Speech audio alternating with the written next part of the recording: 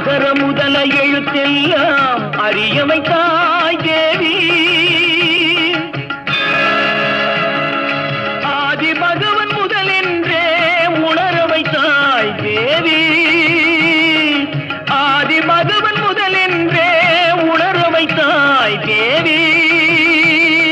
அகர முதல எழுத்தெல்லாம் அறியவை தாய் தேவி.